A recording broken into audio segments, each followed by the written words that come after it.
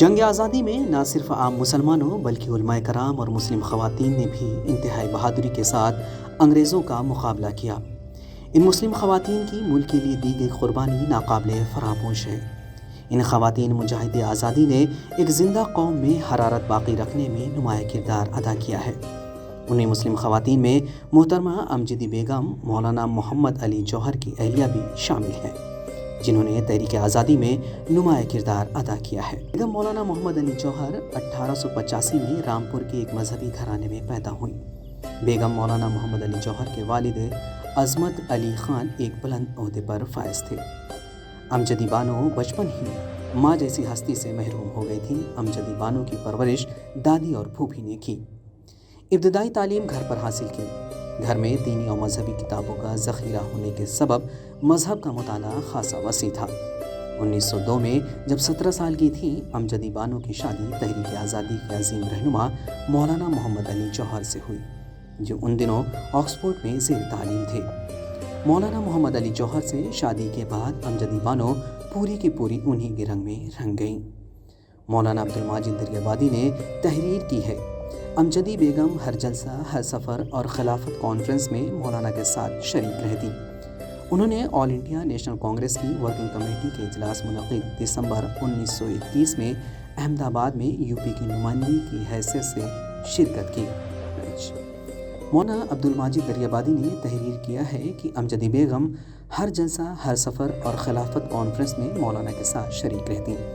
انہوں نے آل India national conference کی ورکنگ کمیٹی کے اجلاس منعقدہ دسمبر 1921 میں احمد آباد میں یوپی کی نمائندگی کی حیثیت سے شرکت کی۔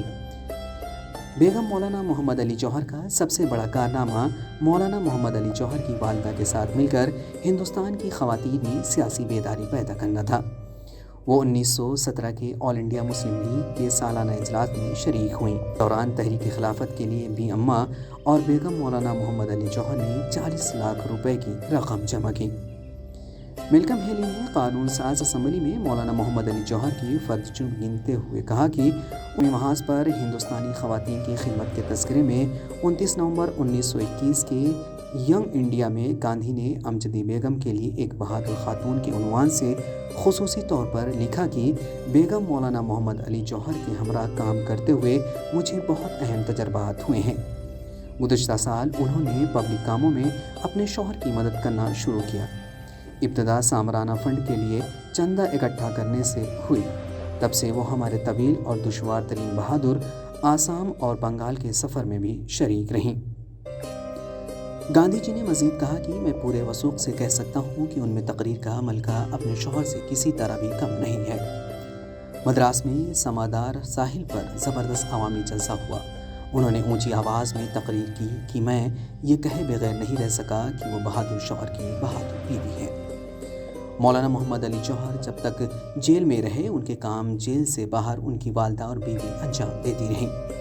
1930 میں بیگم مولانا محمد علی جوہر اپنے شوہر کے ساتھ لندن راؤنڈ ٹیبل کانفرنس میں شریک ہوئیں۔ بعد میں جب قائد اعظم نے آل انڈیا مسلم لیگ کی تنظیم نو کی تو انہوں نے قائد اعظم سے بھرپور تعاون حاصل کیا۔ یہ مسلم لیگ کے تحریک ساز اجلاس میں لاہور منعقدہ مارچ 1940 کے موقع پر آل انڈیا خواتین مسلم لیگ کمیٹی کا سالانہ اجلاس 23 مارچ 1940 کو حبیبیہ ہال اسلامیہ کالج لاہور میں منعقد ہوا، جس میں ہندوستان بھر کی ممتاز مسلم خواتین نے شرکت کی اور اس اجلاس میں ان کو خواتین کا رہنما اور پریزیڈنٹ منتخب کیا گیا۔